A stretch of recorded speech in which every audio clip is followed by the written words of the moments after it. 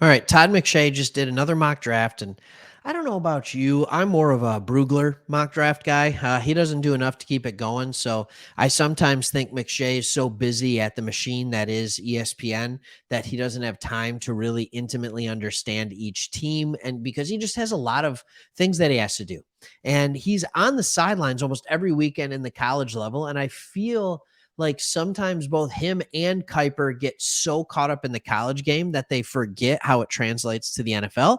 But I could be wrong in that because they are paid a lot more money to do their job than I am to make videos on this Sports Talk Detroit.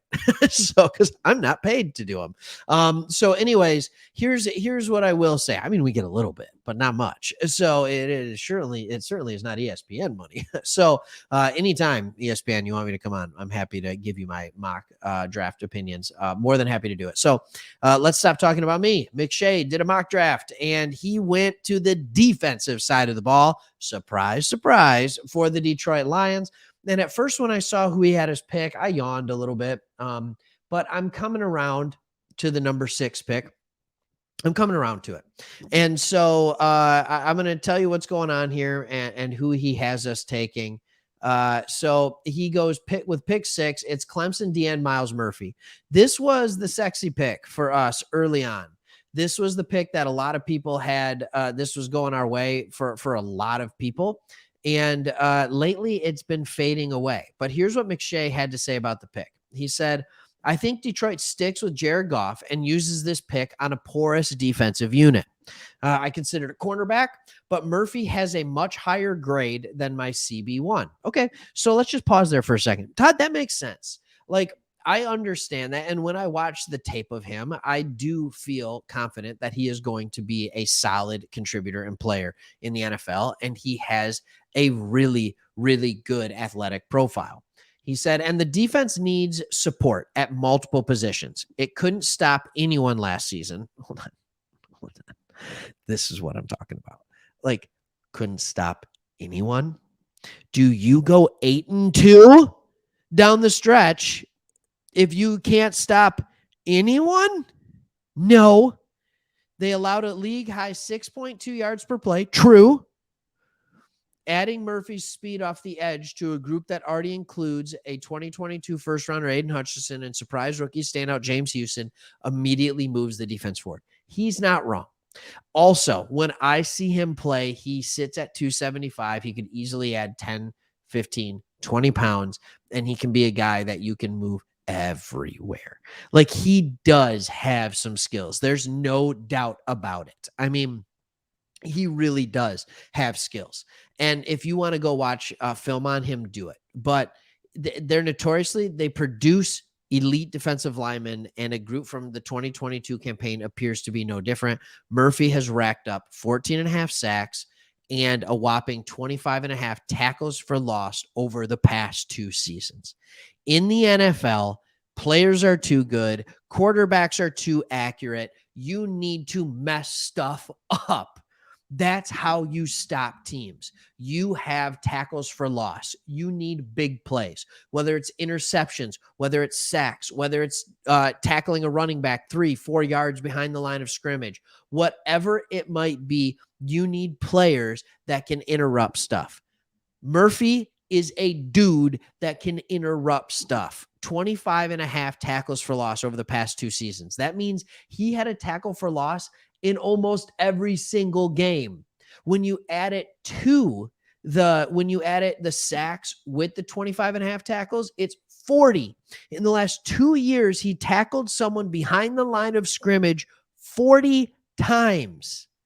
Now, you have to imagine Clemson played in 26 games. You have to imagine that, maybe 27. Maybe even 28. But still, that's 1.5 tackles for loss, tackling someone behind the line of scrimmage 1.5 times a game. I don't care if you play in the SEC, the ACC, the Big Ten, or the MAC. That is impressive. That is really impressive for a defensive lineman to do. And so go watch some tape on him because he does have some things. And by the way, when you look here, Jacob Infante said Clemson edge Miles Murphy is the player that NFL teams think Trayvon Walker is.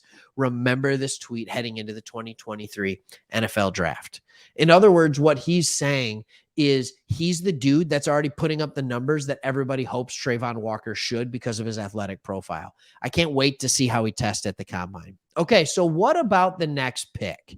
Mr. Todd McShay goes Keely Ringo out of Georgia. I don't love it. The problem is he, with his own mock, took Porter at 14, Witherspoon at 16, and Gonzalez at 17. I don't know what he's doing with these guys going this late. And I don't know what order they're going to go. I would really hope one of those guys would still be available for the Lions. And if they don't, I think this is a sweet trade back situation. Get yourself more capital, maybe even a first rounder next year. We'll see. But here's what McShay had to say. So let's see if he convinced me of something here. He said there will be a lot of opinions about his game. Yeah, that's because, sometimes he's awful. He said, but Ringo has a lot of upside. He has speed and length. He's very good in press coverage. Plus, he hauled in 2 interceptions in each of his seasons at Georgia. Jeff Okudah has flashed the traits that made him the number 3 pick in 2020. But even if he takes the next step, Amani is a free agent, leaving the other corner. Okay. Todd, did you watch a Detroit Lions game? Like, Amani Oruwariye is not our corner opposite of Jeff Okudah. It's Jerry Jacobs, man. Houston played more than him. Anybody played more than Oruwariye coming down the stretch. The only time Amani played football is when 14 other cornerbacks were injured. So, look, he's right. We need a corner. He is right. And we do probably want someone opposite of Okudah. But more than that, we want a corner to be our new Okudah. We want a number 1 corner. And I want to let Jacobs and I want to let Okudah fight for the number 2 corner spot. That's what we need. And I don't think taking a guy like Ringo is necessarily the best idea right now, because he's the guy that just got torched by Ohio State. And look, here's the deal. I haven't watched a lot of Georgia football this year, so I'm sure he played a lot of good football, and he did. He got a pair of interceptions each of his last 2 years. He is a good press man coverage corner. I understand that, but I saw Marvin Harrison's kid absolutely obliterate him.